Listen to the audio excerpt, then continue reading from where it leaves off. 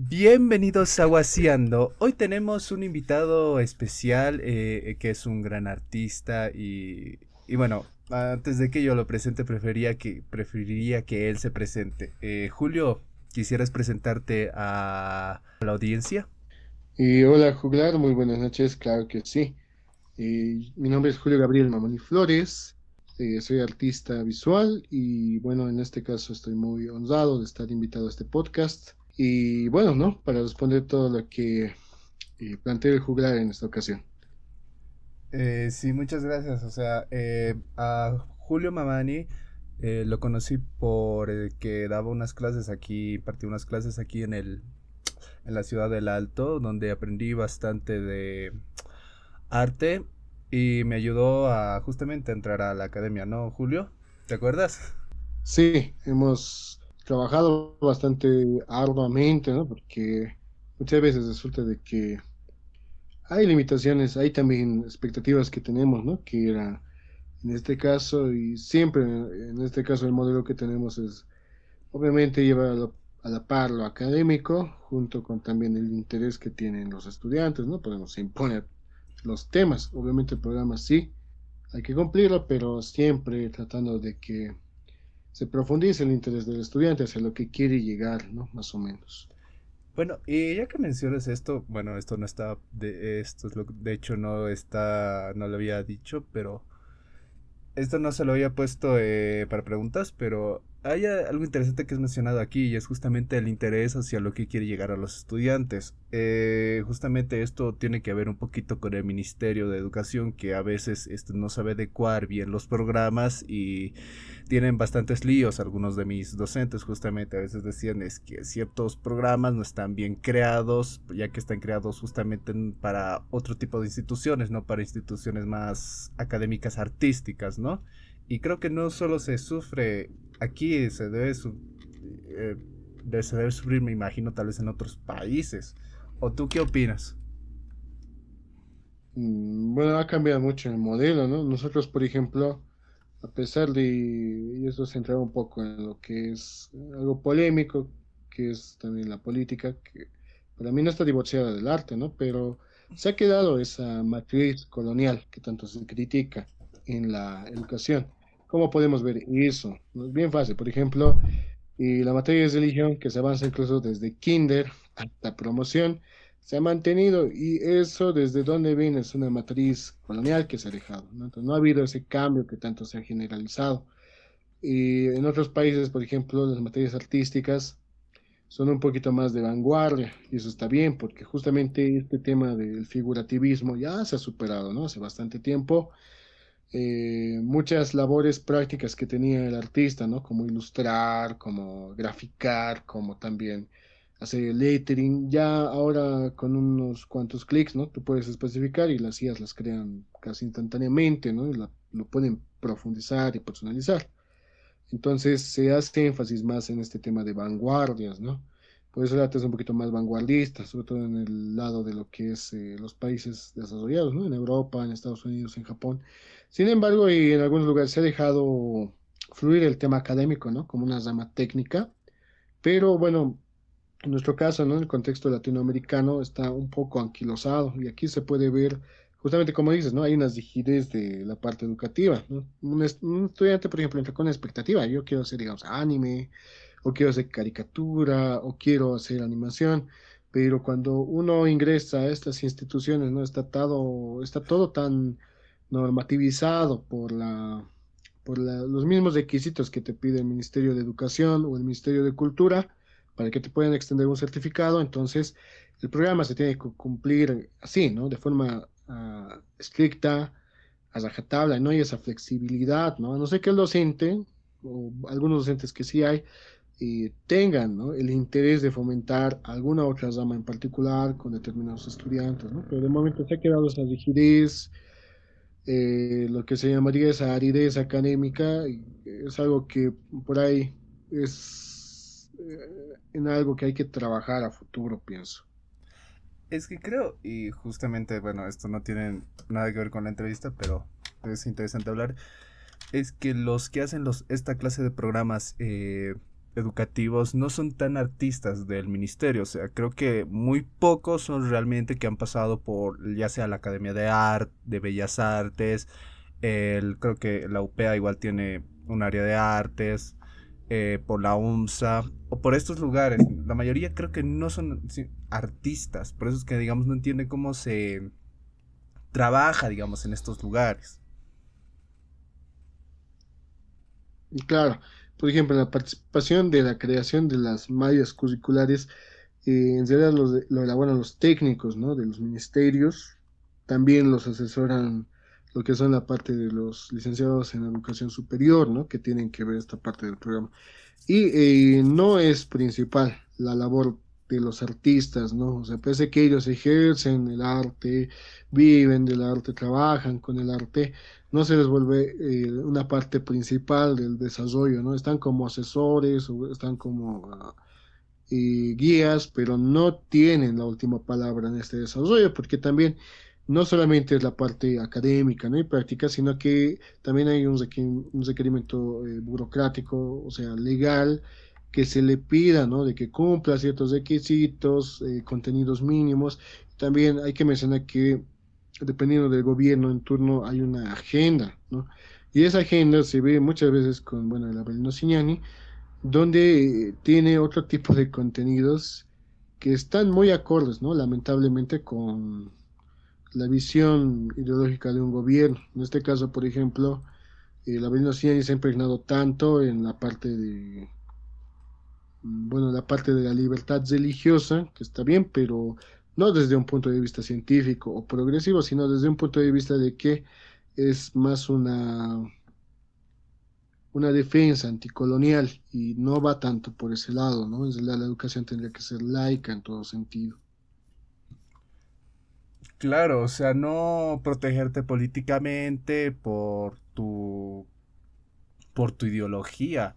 La educación tendría que ser laica, en teoría, pero vivimos en lugares donde la educación no es laica. Bueno, tampoco es que en Europa sea laica. Creo que tienen ciertos contenidos que siempre van a estar ligados al gobierno de turno.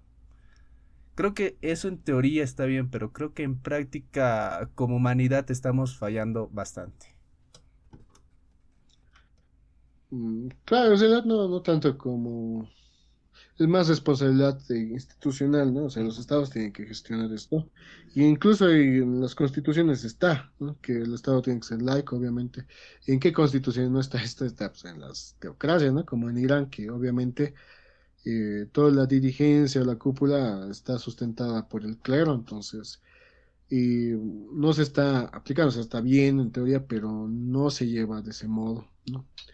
Entonces, sí, ahí hay una falla institucional, no sé si una falla en general, ¿no? De los humanos, pero es que también esto está bien impregnado, sobre todo en los países de Latinoamérica, ¿no? Se ve eso, no solamente en la educación, también en los hospitales, se ve también en las ramas educativas, en las ramas también artísticas, hay, ¿no? Está impregnado y son instituciones las que esto lo van perpetuando, no es algo aleatorio, no es de que los humanos en general están fallando, ¿eh?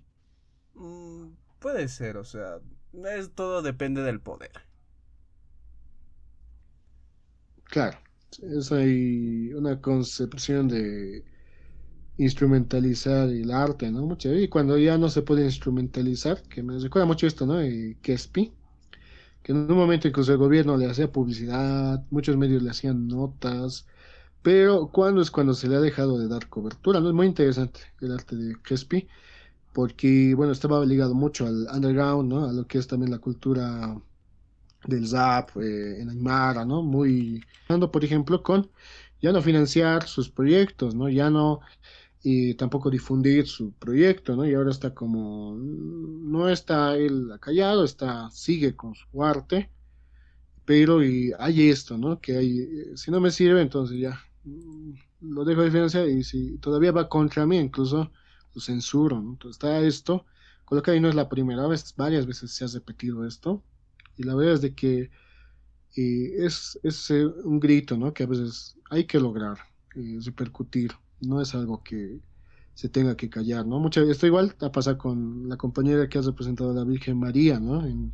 Tanga, que era una propuesta interesante, una propuesta que si bien era bien frontal, era bien de combate y que se ha ganado enemigos instantáneos, ¿no? Quizá no era la mejor forma de decirlo, pero ha demostrado un buen punto, ¿no? Lo malo es de que a raíz de esto la compañera no ha seguido en esa línea, ¿no? Entonces ha sufrido como un amedrentamiento y lo interesante habría sido que siga madurando su propuesta, pero así es como también, ¿no? Va haciendo estas depresiones. Espero que no pase con Kespi y que siga en ese tono, ¿no? De ser contestatario, que es lo que mucho falta en el arte. Es que, bueno, si lo vemos desde un lado histórico, el arte siempre se ha usado como un medio de, uno de expresión y otro de adoctrinamiento.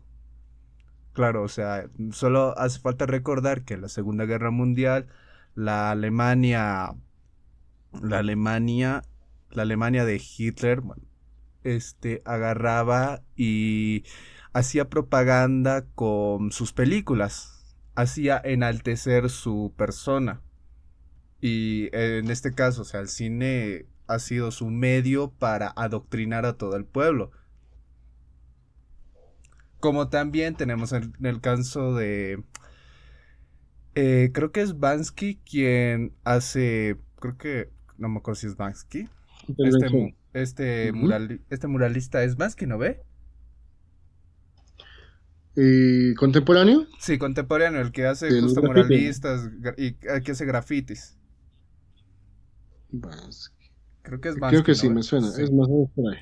Sí, creo que es Bansky. Bueno, la cosa es que Bansky, o sea, agarra y digamos con su arte está siendo, ¿cómo lo puedo decir? Un poquito controversial y a la vez está rompiendo ciertos lineamientos que nosotros los tenemos muy bien acomodados. También está, digamos, lo que hace el supuesto arte feminista que rompe con ciertos lineamientos. O sea, el arte es, depende de cómo lo veas, o un medio para adoctrinar o un medio para expresar todo lo que está mal. claro. O sea, yo pienso que siendo el arte es básicamente la libertad, ¿no? De expresión. Por ejemplo, es interesante el ejemplo de la Alemania nazi y también el del realismo socialista, ¿no? O sea, eran dos totalitarismos, ¿no? En la Unión Soviética como en la Alemania nazi, que tenían esta forma, ¿no? De adoctrinar a la población y estaba muy junto con la propaganda, ¿no? Pero hacia lo que me voy es justamente hacia la libertad de expresión, ¿no? Por ejemplo, no había libertad de expresión en la Unión Soviética, tampoco en la Alemania nazi, ¿no? Pese a que eran totalitarismos y esto que ha hecho, ¿no? Ha hecho de que varias mentes brillantes, ¿no? Entre los científicos, ingenieros, artistas, bueno, emigren obviamente o se exilien y desde donde estaban han podido combatir la propaganda de sus regímenes respectivos, ¿no? Como es el caso de Vasily Kandinsky, que bueno, se mudó a Nueva York y ha fundado incluso una escuela, ¿no? Que si bien no era crítica a nivel estético contra el régimen nazi, no se iba frontalmente, sí se iba en el lado de que era más libertad, ¿no? De expresión. Entonces, de ese lado es que lo ha empezado a combatir, ¿no? No con una crítica abierta hacia el fascismo, sino con una crítica en favor de la libertad, ¿no? Lo mismo con el realismo socialista, digamos, ¿no? Que era propaganda pura. Y hay una frase que me gusta, ¿no? De Rius, ¿no? Que lo pone en sus 100 años de historia de la caricatura mexicana. Igualmente que en la Revolución Mexicana, la mayoría, o sea, artistas sobran, como dice Edwin Álvarez, ¿no? Sobran hasta para adoquinar pisos. Me encanta eso. Entonces, y la mayoría de los artistas en estos regímenes, y sobre todo la mayoría, los mediocres me refiero, se van a ir, ¿no? A favor del régimen, ¿no? En contra de la libertad, en contra de la crítica. ¿Por qué? Porque justamente su mentalidad es cerrada, no es una mentalidad creativa. Y siempre, usualmente, pasa que los más destacados, los más brillantes, ponen su crítica, ¿no? Tanto estética, a veces discursiva, abiertamente contra este tipo de regímenes. Y ahí es donde se divorcia, ¿no? No es la lucha contra el régimen en sí, a veces es la misma lucha por la libertad de hacer lo que a ti te parece estéticamente y discursivamente correcto. Entonces, esa es la convicción a la que yo más que todo señalo, ¿no? No es de que uno puede combatir directamente un régimen así, es bien complicado. Pero a su modo, a través del arte, lo han hecho, ¿no? La verdad es un arma de doble filo y podríamos discutir de hecho de esto creo que todo una hora o dos y creo que seríamos llegando a lo mismo de el arte en realidad es un arma de doble filo, o lo usas para una cosa o lo usas para otra. Claro, ¿no? Bueno, si hay una visión instrumentalista, yo creo que sí, ¿no? Sí. Pero yo creo que hay que tener una visión más de universalidad, ¿no? No tanto como un instrumento de porque sí, obviamente va a haber estos ejemplos, ¿no? De que se adoctrina también que se usa, ¿no? Para legitimar determinados regímenes, pero en sí también reflejan progresos que están pasando en la infraestructura de la sociedad, o sea, cambios profundos. Este caso, por ejemplo, de llegue Louis David, ¿no? Que incluso, bueno, dependiendo del punto de vista, y era un diputado, era jacobino en la Revolución Francesa. Y bueno, este pintor un tiempo ya deja los pinceles, ¿no? En favor del terror, del reinado del terror. Entonces, bueno, más allá, ¿no? De que por ahí sus ideas se impulsaban, las ideas de la Revolución Francesa, y en qué se ve su fuerza productiva, ¿no? Es de que él ya representaba un nuevo gobierno, un nuevo modelo económico que estaba desplazando, ¿no? A un régimen anquilosado. Y en ese mérito es de que él ya no representa pues, una fuerza antigua, ¿no? Una fuerza represiva, una fuerza retrógrada, ¿no? Ya representa un régimen nuevo y en su arte se plasma eso, ¿no? Entonces no es que, bueno, a nivel sí, de ese momento podemos verlo, ¿no? Como que es un instrumento, se está instrumento, pero a nivel histórico vemos ya como con la Revolución Francesa, ¿no? Una innovación, ideas nuevas, ¿no? Aire fresco, porque a pesar de que se instala el reino del terror y historiadores como Taine, ¿no? La conclusión que dicen es de que en sus 12 tomos, bien documentados, dicen al final su conclusión, bueno, era mejor no hacer la revolución, quizás sí, quizás no, ¿no? Pero la historia, como se dice, no se hace a capricho, ¿no? No se hace pedido, eran fuerzas subyacentes y inevitablemente ha sucedido todo. Y mira, toda Europa ha salido del baño de la modernidad en la Revolución Francesa. Entonces, es esa fuerza progresiva que va representando también el arte. Sí, la verdad, si lo ves desde ese punto de vista, sí, la verdad, el arte puede ser fu- puede ser un medio y también una fuerza a su vez. El arte es muy subjetivo, digamos, desde un punto de vista más, ¿cómo lo plasmaría? Más filosófico, ya que Claro, puede ¿por qué? Porque, determinar un tiempo. claro, eso ya es a nivel de filosofía histórica y Sí. parece.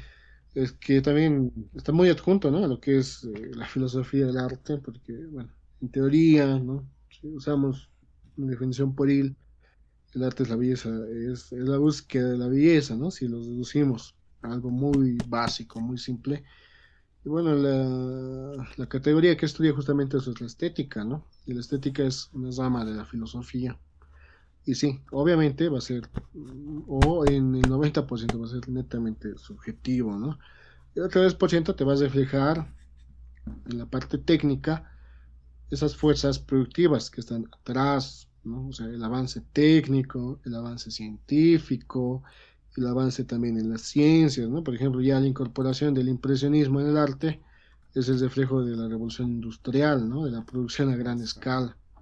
Entonces, eso te refleja una parte, ¿no? El 10%, ¿no? Pero lo demás, sí, el 90% es algo estrictamente subjetivo, ¿no? Más de las emociones, más sentimental.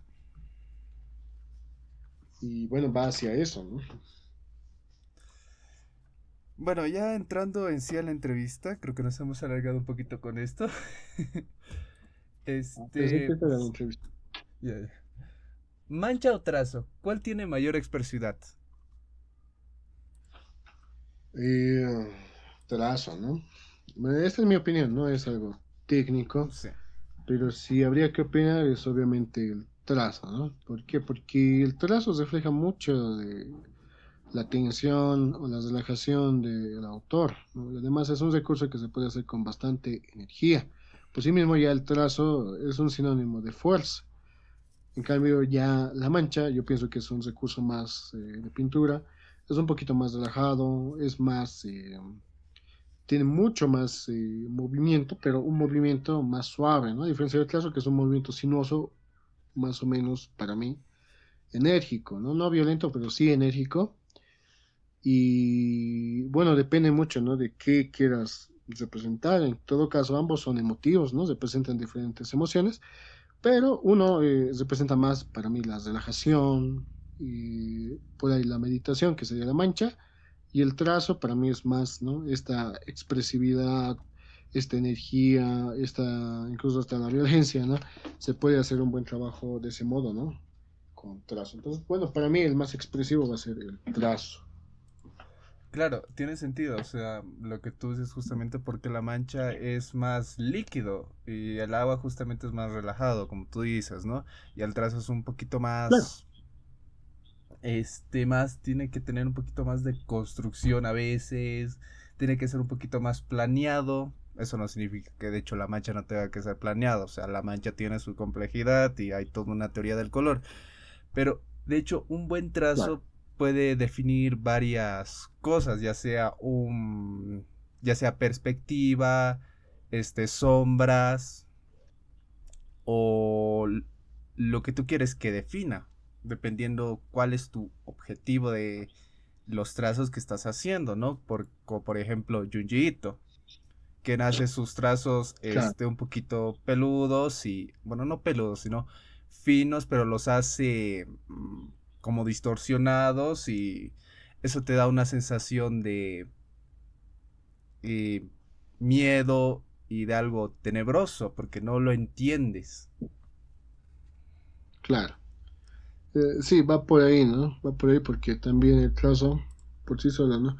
Vibra, ¿no? En el caso del trabajo de este autor y es más vibrante, ¿no? O sea, en sí mismo ya tiene más tensión.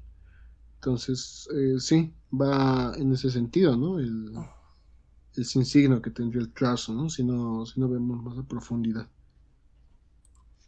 De hecho, el trazo es, bueno, ahorita digamos que estoy un poquito estudiando artes, lo veo un poquito más interesante que la mancha. Hasta ahorita, digamos, pintura no me atrae tanto. El trazo sí, pero bueno, es por temas de que me gusta más dibujar que pintar. Pero, o sea, con Claro. el trazo veo que se puede hacer construcciones un poquito más, no de, no sabría definir, pero se puede hacer construcciones un poquito más, a veces complejas que lo que harías a veces con una mancha. Ahora, digamos, puedes mezclar Sí, es los cierto. dos, ¿no? A veces, o sea, como en el caso Sí, de usando carboncillo. correcto. Sí, en el caso de se puede hacer manchado, ¿no? Pero bueno, en mi caso personal, en mi opinión personal, siempre el trazo, ¿no? Es probablemente, por más de que se pueda usar, en el carboncillo de curso refinado no me agrada. Entonces, mi elección personal siempre va a ser esa, ¿no? La del trazo, porque tiene más fuerza, en todo caso.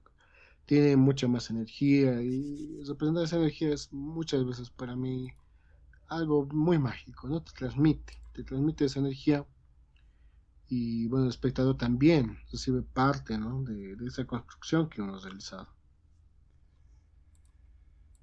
Bueno, y a ver, la segunda pregunta es, ilustración en Bolivia, ¿hay un gran nivel a tu criterio?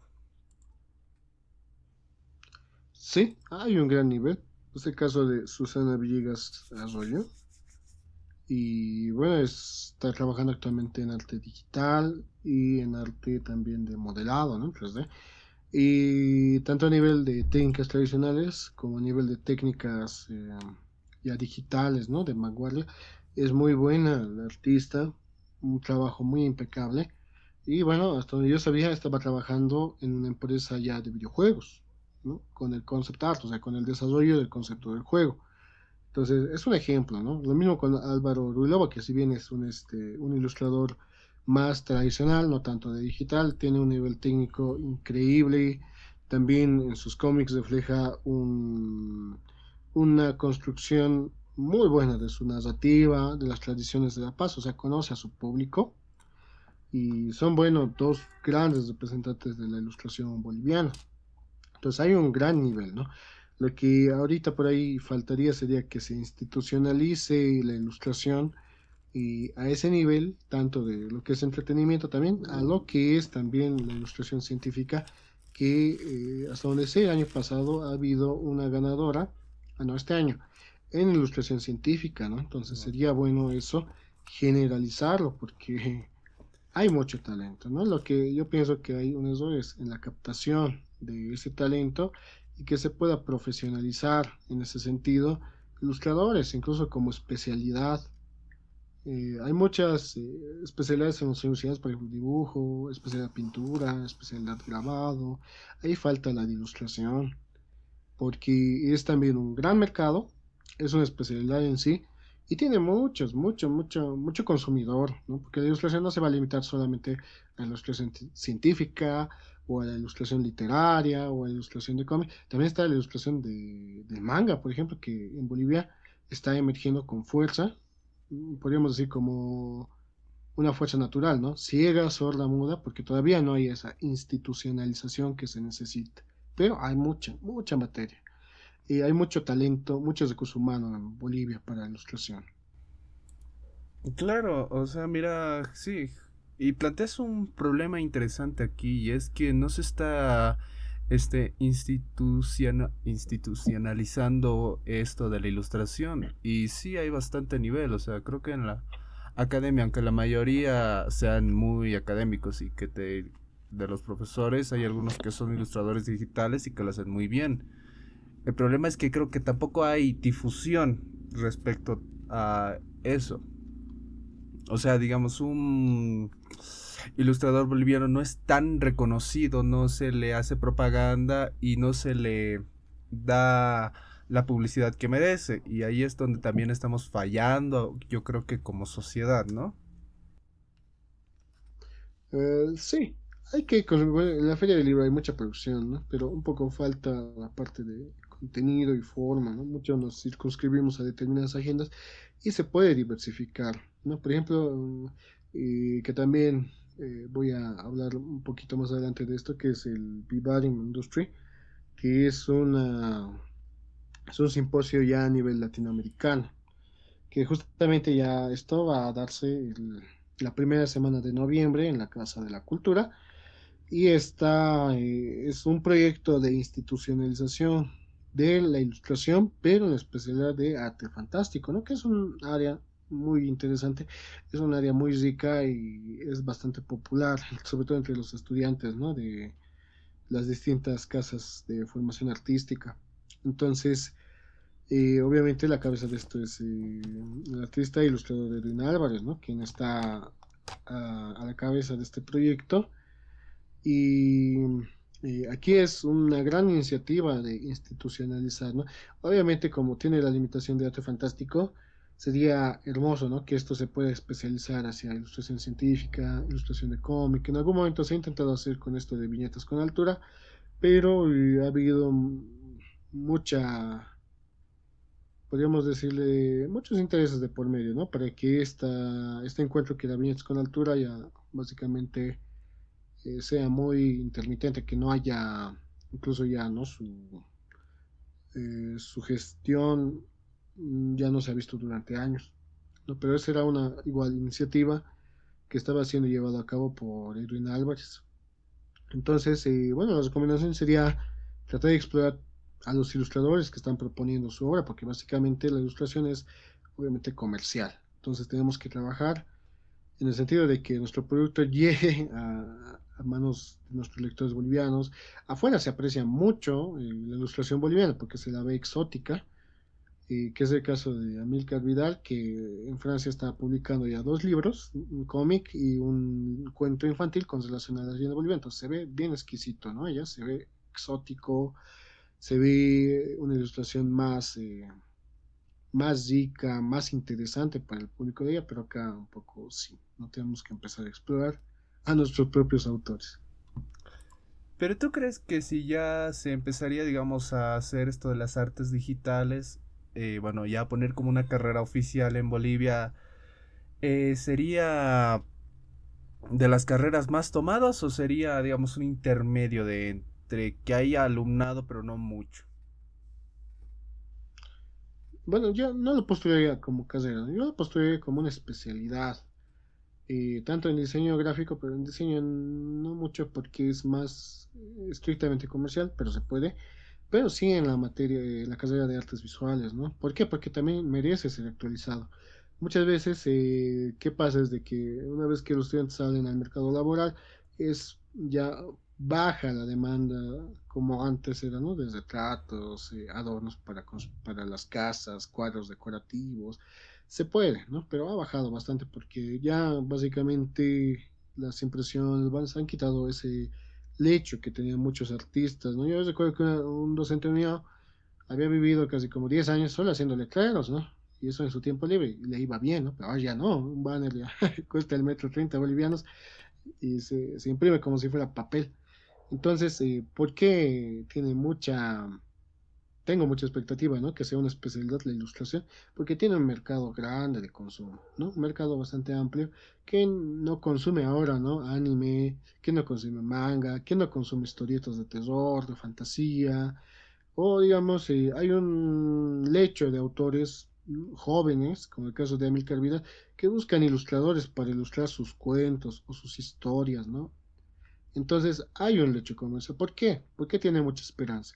O sea, ¿por qué tendría más esperanza que especializarse en dibujo o en grabado o en pintura? ¿Por qué tendría más asiduidad esa especialidad? Porque es comercial, porque se gana dinero bastante bien y son trabajos que ahora se pueden ya resumir sus tiempos, ¿no? De creación. Se puede, ya hay muchas más herramientas. Y se ha generalizado, ¿no? También gracias a esto, desde que ya se ha desplazado la versión impresa, o sea, quien ya compra periódico, ¿no? Ya uno se descarga ebooks, se descarga PDFs, compra licencias para buscar libros en línea, y es algo que te da un ingreso ya más o menos regular, y no solo en pago en bolivianos, ¿no? Sino también desde el exterior, y es una facilidad grande que se te da. Eso es un hecho que para mí tiene que crecer y podría dar muy buenos resultados, ¿no? Eso sería parte de una institucionalización, de hecho, de la ilustración. Mira, yo lo veo más como carrera porque justamente lo digital, creo que en México hay justamente entre lo que es artes plásticas, arte, bellas artes y artes digitales. Sí, o sea, yo igual opino, hay varios, ¿no? En Perú igual hay, en Sí. Argentina igual hay la carrera de ilustración, ¿no? O sea, puedes salir licenciado ilustrador.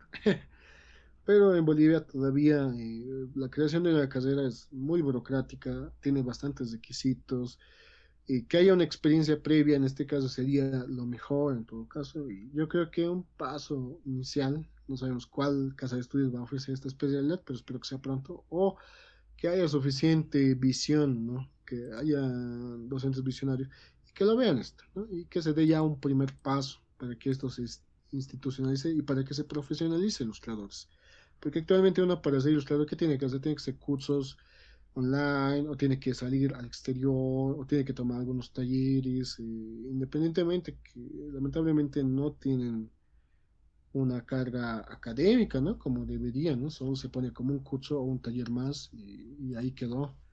Entonces, es algo que yo pienso que a futuro se tendría que lograr. Y sí, la verdad, o sea, creo que es algo en lo que podríamos trabajar, pero creo que como va el país, por ahora no. Claro, Sí, o hay sea, va un, a ser muy dependiente, ¿no? De lo que ocurre en la matriz económica del sí, país, o ¿no? sea, Pero, como va el país, creo que tal vez en un futuro posiblemente, pero por ahora creo que es soñar ahorita. claro, claro. Es así, lamentablemente. También el Estado tiene sus prioridades, ¿no? Sí. Bueno, ¿es la ciudad del Alto un referente en el arte? Bueno, no, todavía no. Sí hay, ¿cómo se diría esto? Como dice el refrán, ¿no? Una golondrina no hace la primavera. Hay referencias, hay artistas, Pero muchas veces también ocurre esto, ¿no? De que, bueno, yo en realidad no soy del Alto, yo he venido de otro lugar, he venido de una provincia, pero aquí he vivido, ¿no? No soy alteño. Hay esto. Y es cierto, ¿no? De que esporádicamente hay una generación que sí no se identifica plenamente con el Alto porque ha pasado mucho. Tenga también, por así decirlo, su estructura ideológica, no de adoctrinamiento, ¿no? Que maneje temas, sobre todo, maneje determinados temas y un estilo, que es lo que falta. Por ejemplo, cuando hay estos encuentros de acuarela, hay los encuentros de acuarelismo en el Alto, en La Paz, ¿qué escuela se está siguiendo? Básicamente una escuela cochabambina, que está bien, porque el Cochabamba, ¿qué tiene como tema principal? Paisaje, ¿en dónde? En el área rural, ¿no? No tanto el área urbana, porque el área urbana es donde nadie quiere estar. ¿Y por qué? Porque en Cochabamba también hay esta tradición de que, como en La Paz, digamos, pero esto es más ácido porque es muy bello, ¿no? El campo en el valle, es hermoso, ¿no? Las casas, cuando uno retorna a tu ex casa, que está a medios de bosque, que tiene su patio central, ¿no? Sus detalles coloniales, es algo hermoso. Entonces, eso es algo que ya forma parte de la identidad cochabambina, no por nada. Hace una década, o sea, en la última gestión de Manfred Villa, es de que se ha nombrado a la acuarela como el arte por excelencia del municipio de Cochabamba, ¿no? Y por qué no decirlo del departamento. Entonces, ha dejado una huella bien indeleble. Entonces, todos los que hacen acuarela actualmente, ¿qué escuela están siguiendo? La escuela cochabambina, ¿no? Y entonces, está bien, ¿no? Ha dejado ahí un estilo impregnado en el arte boliviano. Entonces, cuando uno hace paisajismo, es eso, ¿no? Seguir esa escuela, que está bien. Eso también se ha impregnado mucho antes por la escuela potosina, que buscaba estos temas rurales, un tanto urbanos también, ¿no? Entonces, en el Alto, ¿qué es lo que vemos? No tenemos una escuela, digamos, de un tema que se maneje con una especialidad. Por ejemplo, en Cochabamba, las texturas de los paisajes, la figura humana en paisaje es lo dominante, ¿no? Entonces, ya tiene cierta tradición. Y en el Alto todavía tenemos temas muy variados, estamos todavía buscando una técnica predilecta y el tema que se maneja es muy multifacético, ¿no? Y de todo, sobre todo se ha puesto de moda esto de lo que es, no de moda, sino se ha puesto muy generalizado y la pintura, ¿no? De lo que es la descomposición social, o sea, el malestar social, pero tampoco es tan generalizado, ¿no? Hay también el tema de la cultura andina, la cosmovisión andina. Entonces, estos temas ya lo ha trabajado mucho antes y mejor los artistas en la ciudad de La Paz mucho antes, ¿no? Entonces, son sus temas, ¿no? Paisaje, ¿qué se ve? Paisaje urbano, ¿no? El Illimani, tenemos a Arturo Borda, el tema también del malestar social se ha abordado juntamente con, bueno, Alania Pantoja, con Arturo Borda y los contemporáneos, ¿no? Por ejemplo, la mayoría de las pinturas de lo que es la descomposición social era Clovis Díaz de Oropesa, ¿no? Con sus grabados que mostraba cómo era la pobreza, la hambruna del pueblo y lo hacía de forma muy dramática, ¿no? O sea, ya se había explorado ese tema. Entonces, acá todavía falta buscar un tema, falta buscar estilos y que se pueda crear una escuela de arte alteño legítimo, ¿no? Sí hay representantes que son alteños, pero no hay todavía esta escuela, ¿no? Que se tendría que hacer. Entonces, esto no es como que se reúnan 20 personas o 20 artistas y digan, ah, vamos a hacer una escuela alteña. No, es fruto de debate, es fruto también de ver qué necesidades tiene en la ciudad del Alto, ¿no? Qué es lo que más se destaca de la ciudad, ¿no? ¿Qué se podría manejar como un tema principal? Como en algún momento han discutido, ¿no? En el movimiento impresionista, los principios de la naturaleza de de Emil Solá, y en base a ese libro han fundamentado los lineamientos de la escuela impresionista, ¿no? Lo mismo también con el muralismo latinoamericano, en el sindicato de artistas, artesanos y afines, estaban Diego de Rivera, estaban Siqueiros, y han forjado los principios del muralismo. ¿Qué temas iban? Y han visto ahí el tema principal que era la transformación social. Entonces, esto no se debate, ¿no? Por ejemplo, instituciones como la Babel Alto no lo debaten, asociaciones también de artistas, artesanos no debaten, ¿no? Cómo formar la identidad alteña, ¿no? ¿Qué es lo que tiene el Alto que se pueda exportar, ¿no? Como un producto de lujo o como un producto característico de lo que es la ciudad del Alto, ¿no? Entonces, eso es con debate, eso no lo va a hacer una persona y eso es un movimiento que todavía falta consolidar. Claro, y también esto habría que agregarle que también falta algunos símbolos. Por ejemplo, La Paz tiene a Ali Gimani. Claro.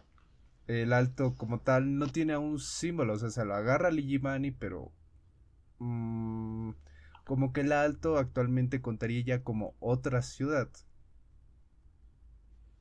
El Alto es una ciudad, ¿no? Sí, Se ha adoptado de buena Potosí como su símbolo, ¿no? Geográfico, pero todavía falta trabajo. Por ejemplo, ¿qué se trabaja más? Se trabaja, pues, justamente Imanis, ¿no? Porque también ya esa escuela nos ha dejado. Entonces, no es de que hay que imponerse o contraponerse, no hay que trabajar esto gradualmente, ¿no? Y bueno, por así, por ejemplo, al menos en mi obra está muy presente. Y bueno, voy a dar un adelanto, ¿no? De un galardón que he recibido, pero que todavía no se ha concretado, que justamente tiene que ver con la ciudad del Alto, ¿no? Yo he usado este elemento para representar la esperanza.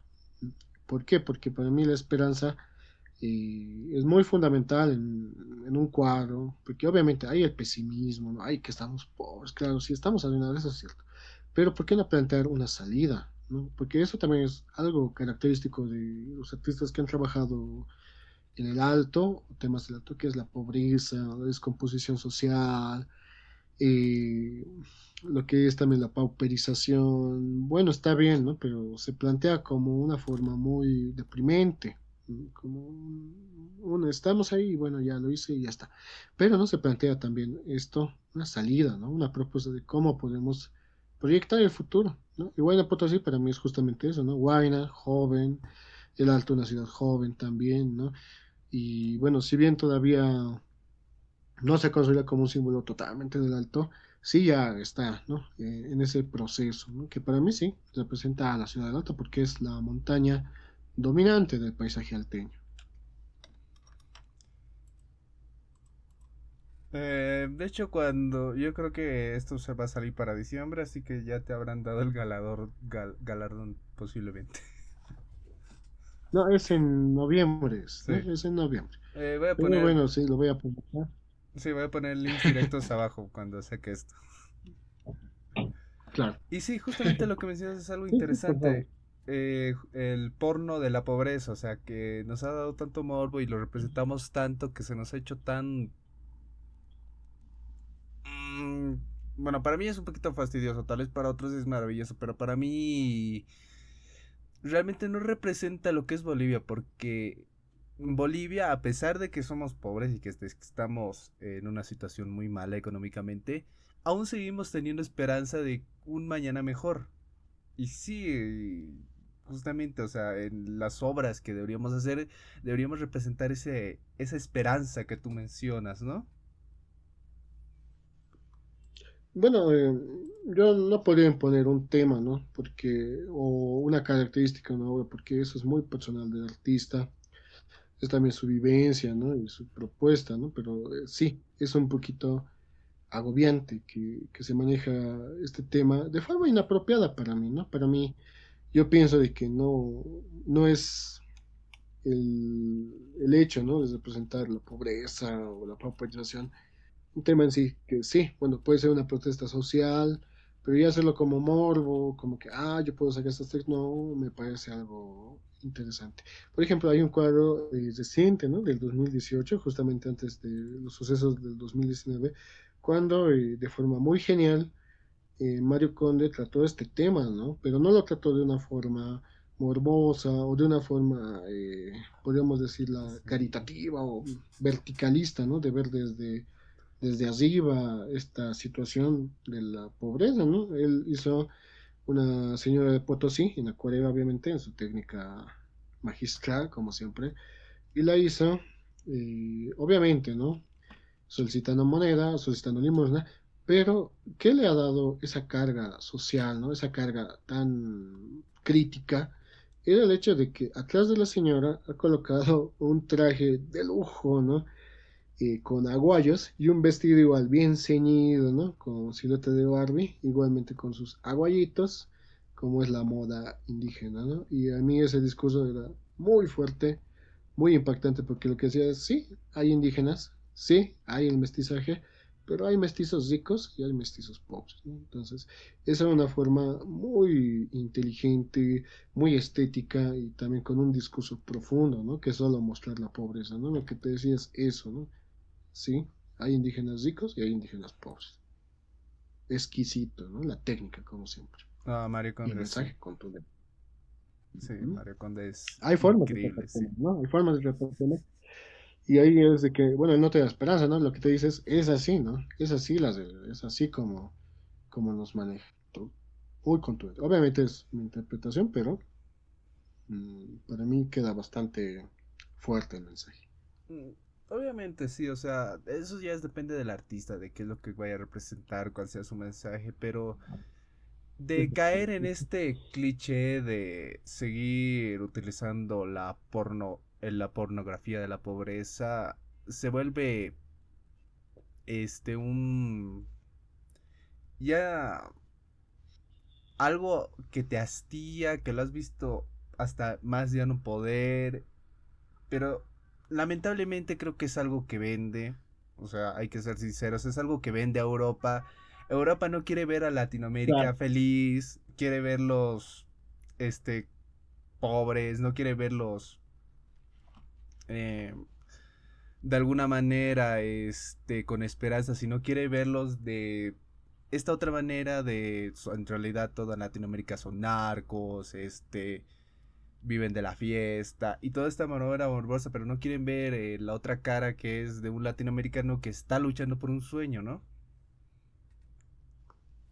Claro, o sea, ahí está, hay el estereotipo, ¿no? O sea, tú, si vas a Latinoamérica, ¿qué quieres ver? Si vas a Perú, quieres ver llamas, ¿no? Entonces, si quieres una obra de Latinoamérica, ¿qué quieres? ¿Cómo es Latinoamérica, ¿no? Una Latinoamérica expoliada, pobre, decadente, ¿no? Y para mí no es un mensaje que al menos yo no quisiera dar, ¿no? Al menos yo no estoy dispuesto a eso.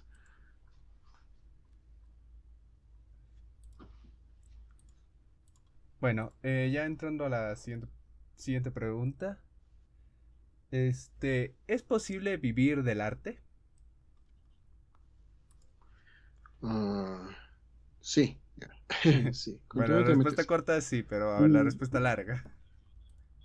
La respuesta larga, bueno, es como cualquier otra profesión.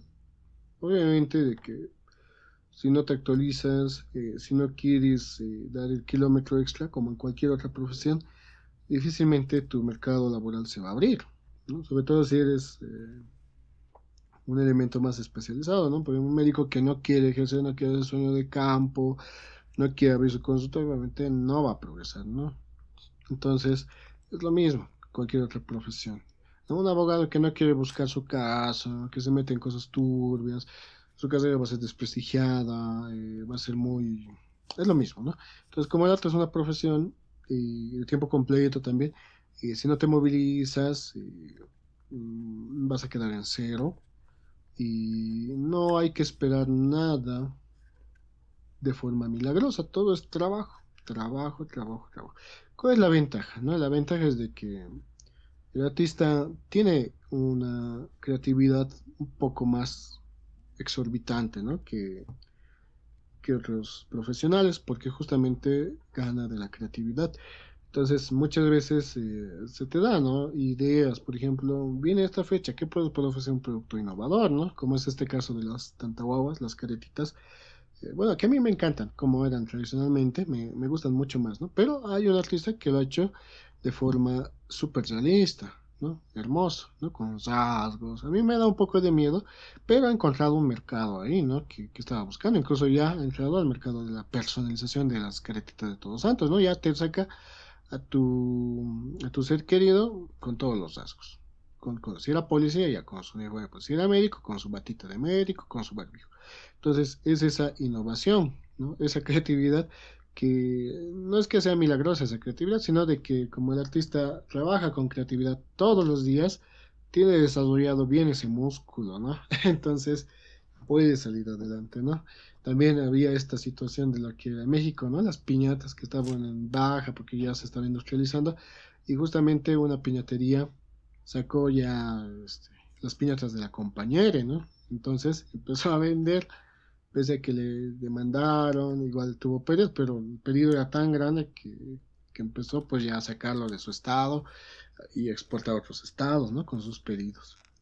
Entonces, es un ejercicio, es ejercer la creatividad en todo caso, ¿no? Si no me sale esto, ya, quizá puedo dedicarme a esto, ¿no? Entonces, no es eso ya, un proyecto cultural.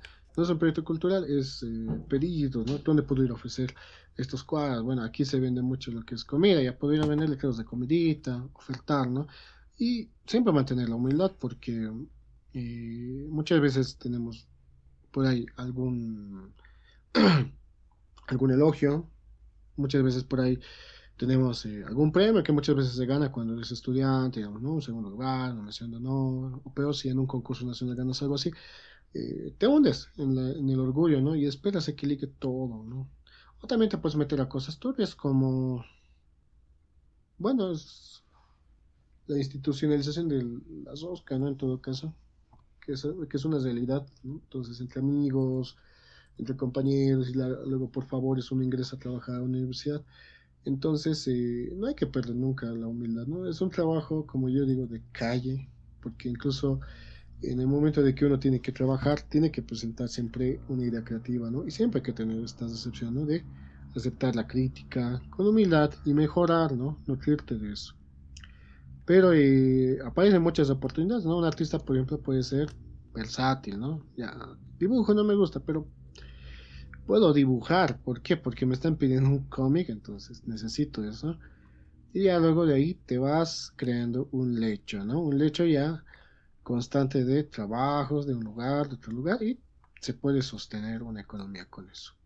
Entonces sí, se puede vivir del arte, pero no es fácil, ¿no? Es para mucha constancia. No es de que un año estudio, tengo menciones y me van a buscar, no. Hay que tener siempre constancia.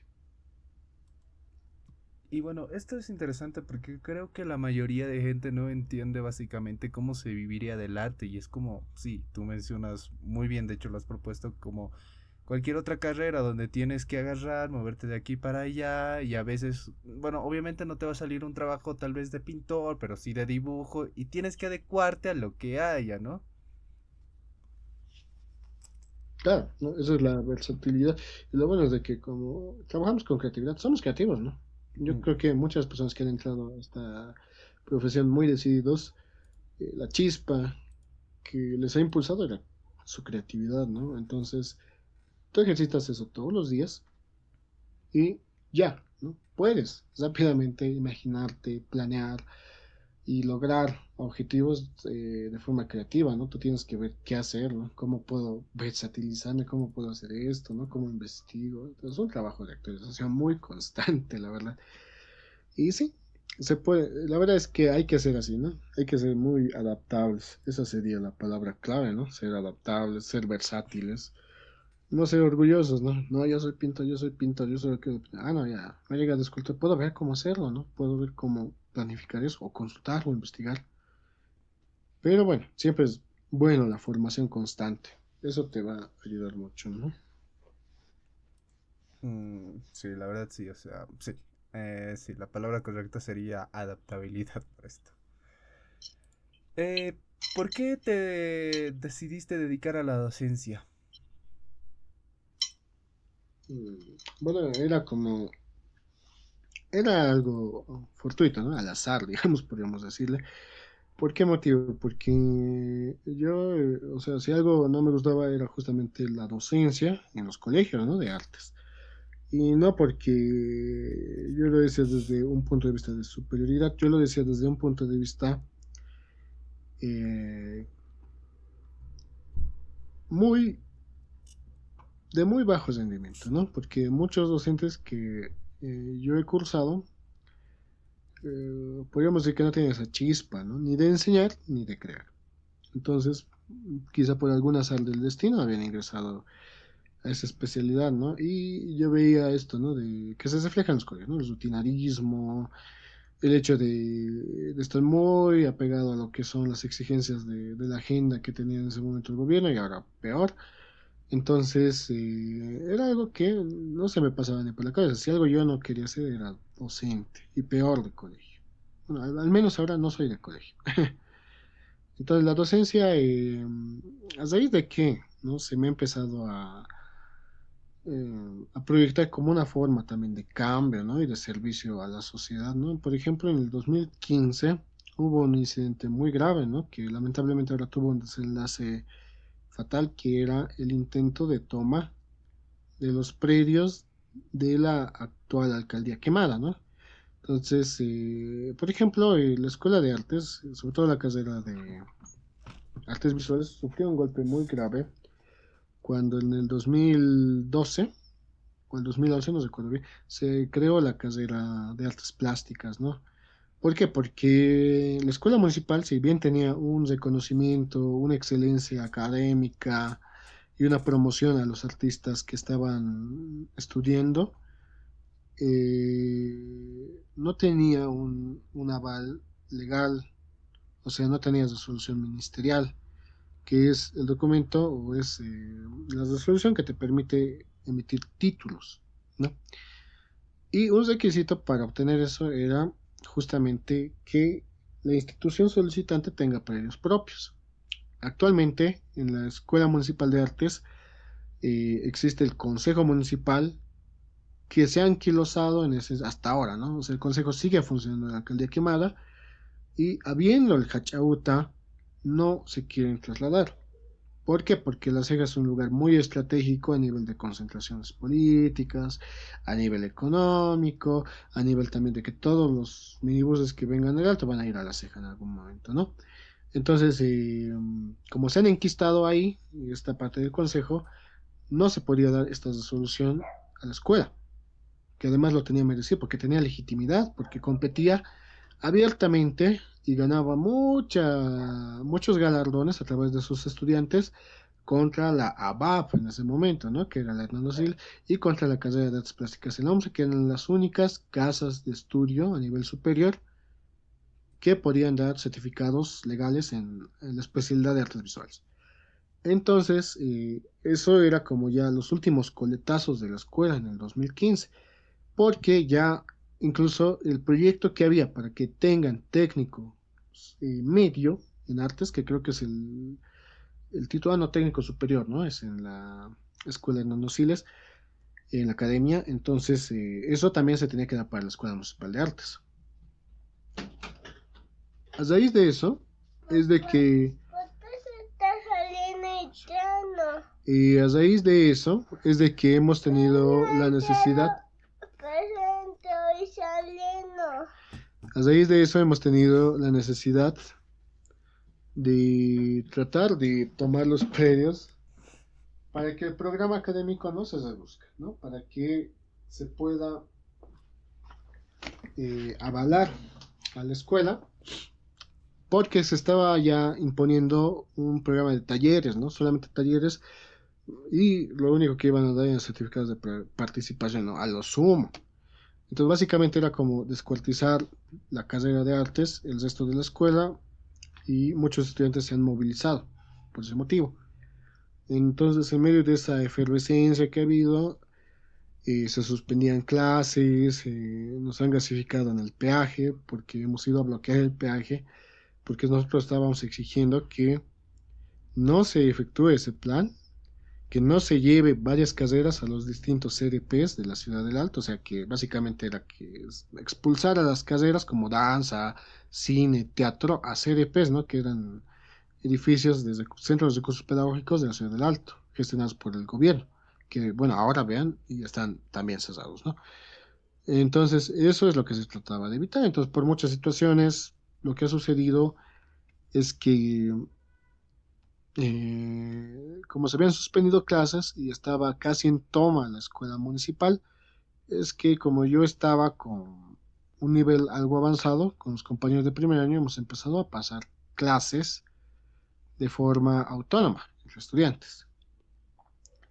Y de ahí es de que me ha gustado los resultados que ha habido, ¿no? No porque yo no he ido con, como se diría vulgarmente, no el dedito parado, sino compartiendo lo que yo había aprendido, porque yo quería compartir lo que en el primer año, la excelencia académica, la excelencia de docentes, ¿no? Los recursos humanos muy buenos que me habían tocado antes de que se desestructure la escuela, yo quería compartir esa experiencia con mis compañeros nuevos, ¿no?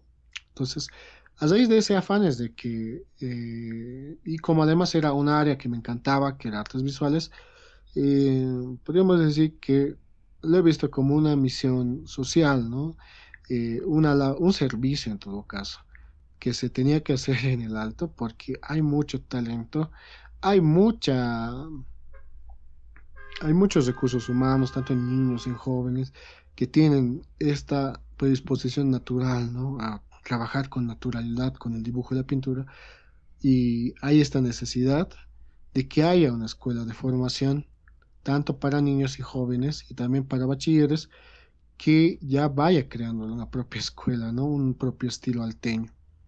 Entonces, a raíz de eso es que descubrí, ¿no? Esta vocación hacia la educación y a raíz de eso también es que surgió mi proyecto cultural, que lo hacemos con mi pareja y que lo estamos llevando adelante, ¿no? Por esta necesidad de centros de formación artística. Todo un problema se hizo, ¿no? Sí, bastante, porque además internamente no había tanta cohesión, ¿no? Entre estudiantes. ¿Por qué? Porque había estudiantes que estaban muy afines a algunos docentes y en ese momento ya había una desinstitucionalización total, porque anteriormente los docentes eran elegidos por méritos y tenían dos tipos de examen, ¿no? Un examen escrito de conocimientos específicos de su materia y un examen práctico, o sea, no podía entrar nadie a dedo, todo era meritocracia. Y ya cuando se ha desinstitucionalizado el 2012, la escuela municipal de artes ya traían al amigo, del amigo, del amigo, del amigo, así. Y ya se había eliminado esta figura del examen, ¿no? De profesionalidad de cada docente. ¿Que tú crees que hubieran salido muy buenos artistas si es que se hubiera podido arreglar todos estos problemitas que mencionas? Si hubieran salido mejores artistas, No, ¿tú crees que hubieran salido artistas de a nivel de Mario Conde, digamos? Si es que se hubiera podido arreglar, digamos, estos problemitas internos que tenían. eh, yo pienso que, a ver cuántos años llevamos. Todavía no. Sí hubieran salido artistas, bueno, que lleven en alto, ¿no? El nombre de alto y todo esto, pero todavía falta un poco, ¿no? Porque no solamente es que acabas de estudiar, ya eres artista, ¿no? Luego ya vienes recién el verdadero estudio, que es llegar a tu estilo y luego ya empezar a debatir, formar círculos de artistas que tengan un planteamiento ideológico, podríamos decirle, o estético, un planteamiento estético, es mejor esa palabra, que debatan, ¿no? Como lo que decías, de que una golondrina no hace la primavera. Entonces,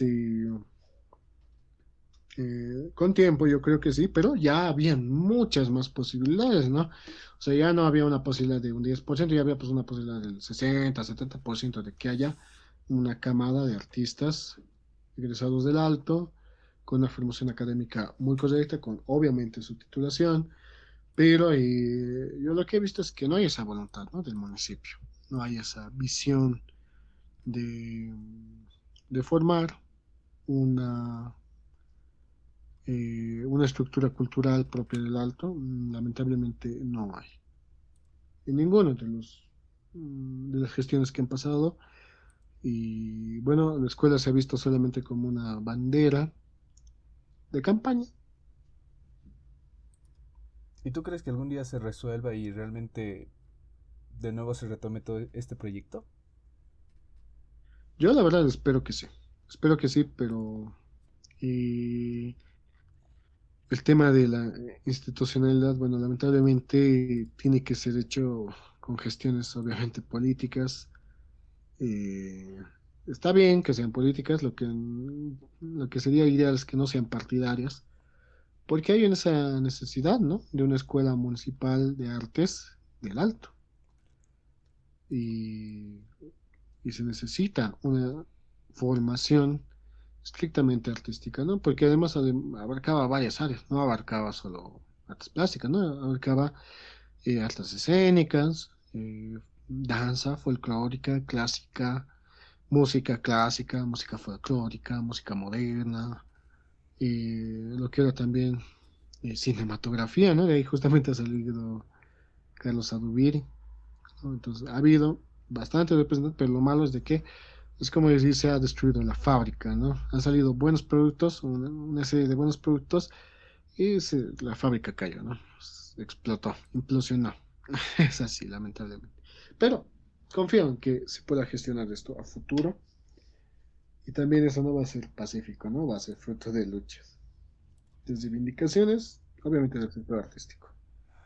Y sí, o sea, va a ser una lucha muy, muy dura, la verdad, a futuro, si es que se quiere retomar este proyecto. ¿Qué es lo que sientes al ver a tus alumnos? Bueno, yo cuando veo a mis estudiantes, en general, ¿no? Lo que veo es mucha esperanza, ¿no? Yo, una de mis palabras favoritas es futuro. Entonces, veo eso prácticamente, que en cada estudiante, si bien no va a ser artista, obviamente, porque es también un tema de estadística, ¿no? Es como en una carrera entran 100, ese mismo año ya están solo 50 y el segundo año entran 20, es así. Pero al menos va a enriquecer la vida de cada persona, ¿no? Como un conocimiento básico como es el dibujo no te puede enriquecer, mínimamente lo que vemos es de que el estudiante que viene acá no viene a solamente proyectarse como artista, ¿no? Lo que viene es a formarse como un ser humano, a tener un conocimiento básico que en el futuro le va a ayudar, ¿no? En algún momento, quien en medicina no ha tenido que hacer sus esquemas, no ha tenido que hacer sus estudios de anatomía, ¿no? O en ingeniería que no tiene que tener nociones de dibujo, ¿no? Para hacer sus escalas, para hacer sus esquemas también de física. Entonces, es algo que te enriquece, no es algo que te cesta, es algo que te va a enriquecer, ¿no? Entonces lo que vemos es eso, de que nosotros queremos aportar con un granito de arena a que sea más íntegro un ser humano, ¿no? Y además en nuestra ciudad, que es una ciudad en crecimiento en todo sentido, en crecimiento poblacional, crecimiento económico, crecimiento demográfico, crecimiento también de infraestructura. Entonces es eso lo que vemos, vemos un futuro un poco más formado y preparado para el futuro. Entonces, en conclusión, lo que tú ves, bueno, lo que tú sentirías sería esperanza de que en un futuro todo lo que tú les estás enseñando les sirva para tal vez no una carrera artística puede ser, sino para una carrera más ingen más de ingeniería, ¿no? No, o sea, Bueno, para cualquier no, para carrera, para cualquier carrera, cualquier sí. proyecto de vida. Claro, o sea, es un conocimiento humano, ¿no? Es un conocimiento bello sobre el dibujo, ¿no? Te ayuda al análisis, ¿no? Porque el dibujo es netamente análisis de forma y contorno. Entonces, ¿te enriquece o no te enriquece? Te enriquece, ¿no? ¿En qué momento un estudiante digo, no tiene que hacer un papelógrafo? Se frustra, ¿no? Siente baja autoestima cuando no logra algo. Entonces, ya con ese conocimiento puede enfrentar mejor los desafíos del futuro, ¿no? Porque es una lección en sí mismo, ¿no? El hecho de fallar un trabajo que te piden en colegio es una lección, ¿no?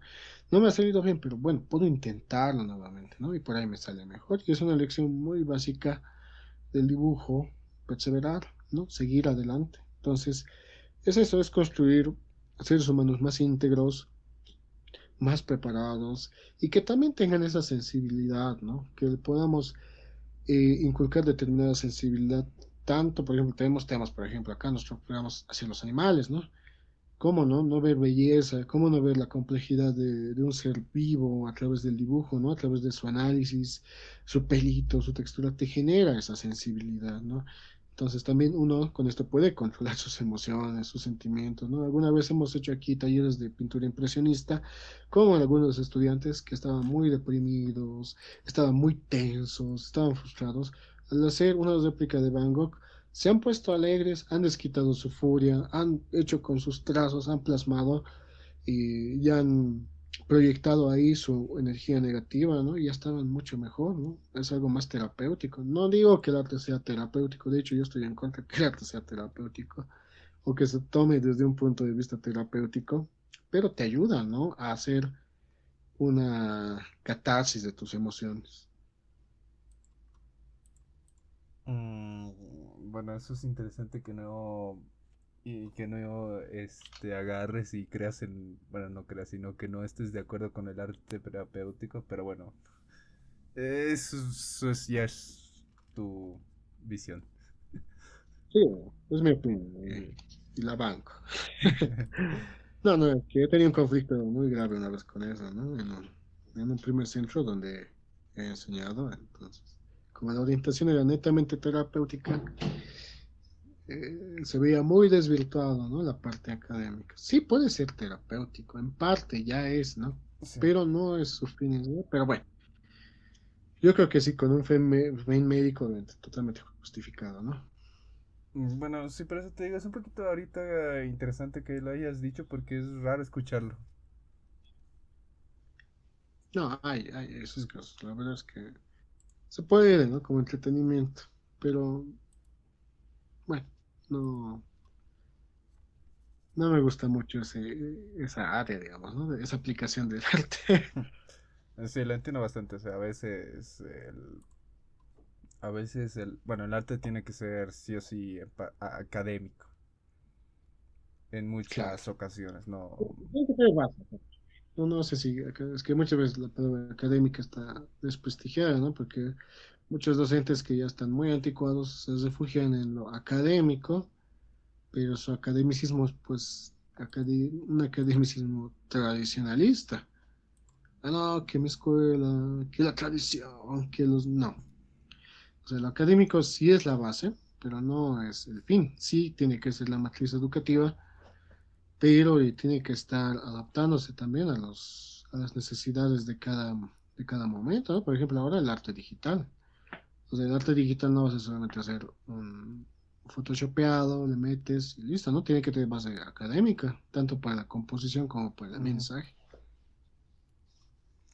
Sí, tienes razón, en eso justamente creo que en la academia hace unos meses, ahorita que has mencionado justamente esto de, hace rato que has mencionado ilustración, fantástica, lo mencionaba pues uno de estos, el conferencista que creo que es el mismo, no me recuerdo su nombre, que lo principal cuando haces ya sea arte digital o arte normal es siempre lo académico, tienes que respetar ciertas reglas, como por ejemplo de dónde están saliendo tus luces, ciertos tonos de piel, cómo se hacen ciertas brochas, que lo mismo se replica en digital, ya que uno absorbe de otro y te ayuda a saber bastante cómo hacer un cuadro en acuarela o en acrílico a cómo hacer un cuadro, digamos, en digital. Claro, claro, es un principio, digamos, orientador en todo caso. Sí. Pero no es el fin en sí, ¿no? Hay que adaptarnos, como ya anteriormente señalábamos. Bueno, esto creo que es la última. ¿Cómo armaste el rinconcito del Puma? Bueno, creo que no lo mencioné al principio. Sí, Julio, el docente Julio lo conoce justamente por el rinconcito del Puma, que es su tipo ins- tallercito donde agarra y enseña a jóvenes, a veces creo que van adultos, ¿no? Y a niños claro. Pues principalmente. ahí, Y hay niños principalmente, porque la mayoría que he visto siempre eran niños así entusiasmados que estaban yendo. Ahí es donde aprendí bastantes bases. De hecho, gracias a eso, como dije, ya pude entrar a la Academia de Artes. Pero bueno, cuéntanos, a ver, ¿cómo armaste en sí este proyecto? es una historia igual linda, ¿no? Y básicamente continúa la historia que te decía de la Escuela Municipal de Artes, ¿no? Ahí veo el hilo conductor está muy bien hecho. Bueno, en todo caso, la Escuela de Artes había dejado un vacío muy grande, ¿no? Yo, por ejemplo, ¿qué veía, ¿no? En la Escuela de Artes de que un estudiante que quisiera formarse, porque había también la categoría para niños, sobre todo en los ballets y en el de música, había. Y había la financiación para su propia orquesta sinfónica y su propio elenco en folclore o clásico. Entonces, era una muy buena concepción que habían tenido, ¿no? Esto era por el exdirector, que había cedido sus predios justamente por eso, ¿no? Para hacer accesible la educación, la formación artística. O sea, todos los minibuses van a La Ceja, o al menos en su momento iban a La Ceja por un boliviano, ¿no? Los micros a veces por 70 centavos, entonces era un lugar muy céntrico, ¿no? O sea, todos los estudiantes, todos los niños que hubieran querido estudiar o explorar el tema de artes podían llegar a la escuela con un peso. Esa era la gran concepción que tenía la escuela de artes. Al cesarse esta escuela, ¿qué es lo que ha pasado? ¿No? Se ha generado como una expulsión, podríamos decir, de todos los estudiantes que deseaban introducirse a la educación artística. Sobre todo los más afectados, los de distritos alejados, ¿no? Como el distrito 3, distrito 2, distrito 7, ni que habla de 14. Entonces, a raíz de esta necesidad, yo por esos años, el 2017, yo había conocido a mi pareja actual y mi actual esposa, quien es Mariana La Poma. Entonces, viendo esta necesidad, en un momento yo fui un docente suplente en la Escuela Municipal de Artes por unas 2 sesiones, ¿no? Y en esas 2 sesiones de cerámica pude conocer a un grupo de jóvenes que tenían mucho interés en formar parte del simposio latinoamericano de Vivar Industry, donde yo ya estaba dando por 2, 3 años consecutivos conferencias, ¿no? En cada simposio. Entonces ya me conocían un poco, me conocían por esas conferencias y también porque yo exponía, y hasta ahora sigo exponiendo todos los años, y me proponen, obviamente con mucho entusiasmo, poder participar de ese simposio, pero antes de hacer un taller de formación acerca de este género, ¿no? De esta escuela que es el realismo imaginativo. Entonces yo voy, hacemos el taller, pero nos expulsan de las aulas en la escuela de artes. Y nosotros, yo me acuerdo de esa imagen, ¿no? De unos 10 12 jóvenes pasando clases en el sol, a punto de llover, en el letrero del alto del teleférico rojo, ¿no? Hasta ahora me acuerdo, estamos ahí congelados. Y en otra ocasión hemos pasado en la Plaza del Andino, igual en el sol, ¿no? Quemándonos. Entonces, ¿qué es lo que yo había visto? Es que necesitábamos un espacio donde trabajar, entonces nadie tenía un espacio.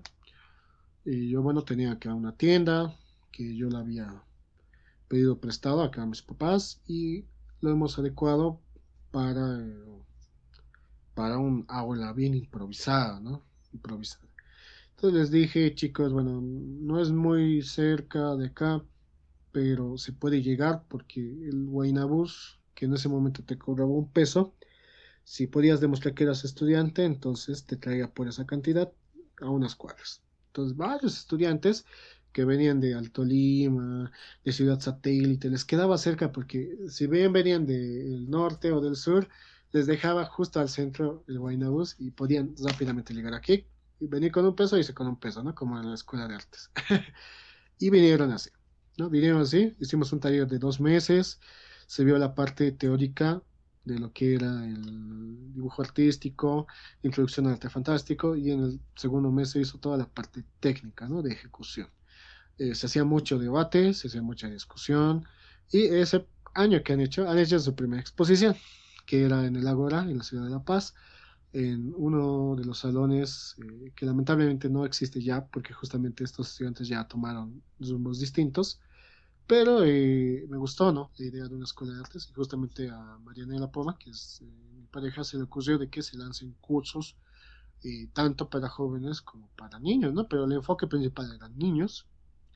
Y en ese momento, bueno, yo estaba bastante absorbido por lo que era el estudio de Tiwanaku, que es una civilización prehispánica, obviamente que está cerca de La Paz, ¿no? A 60 kilómetros, con un legado cultural muy grande, ¿no? Y justo uno de los edificios más significativos era el Pumapón, uno de los más avanzados. Y bueno, a mi esposa le encantan los felinos grandes, ¿no? Incluso su apellido Poma es por Puma y le encantaban los Pumas, ¿no?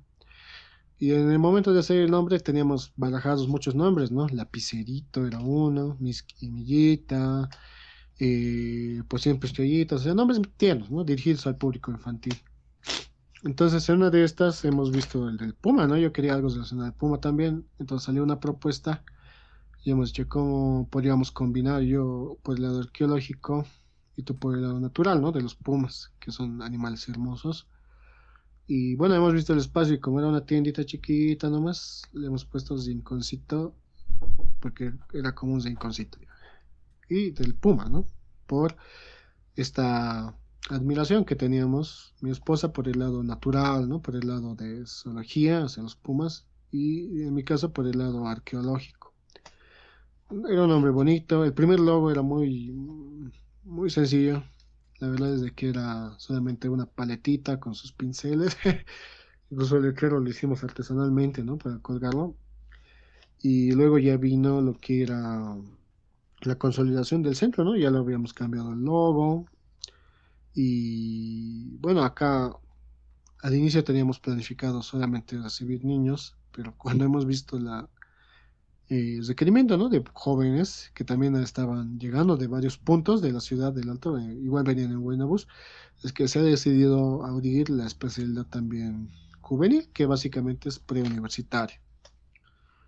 Y es así como se han consolidado esas dos categorías que actualmente son los que sostienen el público activo que asiste, y bueno, hay estudiantes que están continuando de bastante, ¿no? Desde el 2021 que reabrimos, no, 2022, justamente porque se encuentra siempre una actualización para cada grado, para cada estudiante, ¿no? Para que siga avanzando. Hay estudiantes que están varios años con nosotros y es algo que nosotros también nos admiramos, ¿no? De tener esa confianza, ¿no? Muchos estudiantes vienen aquí recomendados, ¿no? Por otros papás. Entonces llegan y siempre, ¿no? Señalan que se aprende, que el programa es un programa bastante práctico, pero nosotros tratamos de conciliar esa parte tanto teórica como práctica. ¿Y cómo se hace eso? A través de taller, ¿no? Y es eso. Es básicamente teoría y práctica. Bueno, ¿hay algo que quieras agregar? Bueno, respecto al centro artístico, eh, quisiéramos de que ese proyecto siga creciendo. Y tenemos el aval del Ministerio de Cultura, que es el registro artístico colectivo. Sin embargo, queremos que no se quede ahí, ¿no? Que esto vaya creciendo a más y que obviamente ya reciba su resolución, que es otro trámite que hay que realizar, ¿no? Pero tenemos mucha confianza en el futuro. Nosotros queremos que esto todavía tenga tanto la parte legítima, que creo que ya hemos conquistado, ¿no? De que es un centro, al menos localmente, es referencial, pero vienen de varios puntos. También se han abierto ya las clases virtuales, pero también queremos conquistar este lado legal, que obviamente hay que hacerlo en el Ministerio de Educación, ¿no? Que se normativice y que, bueno, el centro próximamente también se pueda trasladar a un punto más central, más estratégico de la ciudad, justamente para llegar a más cantidad de estudiantes. Bueno, bueno, aquí estamos ya, creo que 1 hora y media hablando de esto. Sí, Y se nos un hizo poco corto, la más. verdad. O sea, hay mucho de qué hablar respecto al arte. Mira, podemos seguir hablando 2 horas y vamos a seguir faltando con estos temas que son muy profundos, que son para pensar. Y bueno, eh, muchas gracias Julio por haber aceptado la entrevista. En serio, te agradezco bastante. Y también te agradezco bastante porque me enseñaste, me diste las bases para entrar totalmente a la Academia de Bellas Artes. En serio, muchas gracias. Te agradecí en su día y hoy te agradezco igual otra vez porque, aunque al principio te había dicho que a veces me cansa, creo que lo disfruto bastante. Claro. No, es muy bello, la verdad es un estilo de vida. Y bueno, yo creo que antes de que bueno, nos despidamos, quería hacer una invitación. Bueno, el simposio de arte imaginativo Vivarium Industry, que está en su versión número 8 este año, como siempre va a realizar un ciclo de conferencias, ¿no? Y bueno, cualquier persona que tenga el deseo de, bueno, de hablar, de plantear algo, vamos a hacer una presentación de un libro ilustrado, obviamente, con este método, también con Amílcar Vidal Rivas, la primera semana de noviembre, ¿no? La fecha está todavía por confirmar, pero sí o sí se va a realizar. Y oportunamente quisiera, bueno, enviar esta invitación a a toda la audiencia, a todos tus suscriptores también para que si desean puedan participar de esta presentación de producción literaria. Y es parte también del ciclo de conferencias que va a tener el Simposio de Arte Imaginativo Viva la Industria, ¿no? Entonces mi persona y también el Centro Artístico, junto con el autor, vamos a brindar una conferencia y presentación del libro, que también va a estar a la venta. Obviamente también se puede hacer firmar, se puede hacer también pedidos y sobre todo esta parte que es lo importante, vamos a mostrar el proceso que se ha seguido para la creación de esta producción literaria, que junta tanto literatura como ilustración artística. Bueno, creo que esto lo voy a sacar para diciembre, pero ¿para cuándo es esto? Esto es para noviembre. No, tendría que dejar links directos porque esto lo pienso sacar en diciembre. Bueno, lo comparte. Ya. Sí, Y si lo desean voy a nuestra conferencia, compartir, igual. sí. Justamente ahorita te quería Sí, decir, o sea, esto es para diciembre. Estoy preparando, de hecho, ahorita capítulos. No lo voy a sacar claro. ahorita. Pero bueno, ya. Sí, sí, Voy no, no a, hay voy a problema. compartir los links. No te preocupes. Listo. Ya, muchas gracias a ti, suscriptor, este, por haber llegado hasta el final. Suscríbete a mi canal si quieres ver más videos así. Voy a estar subiendo más entrevistas a más personas. No sé cuántas tenga ya actualmente. Voy a ver en mi carpeta. Pero ya hay para un buen rato. Hasta luego. Chao, chao.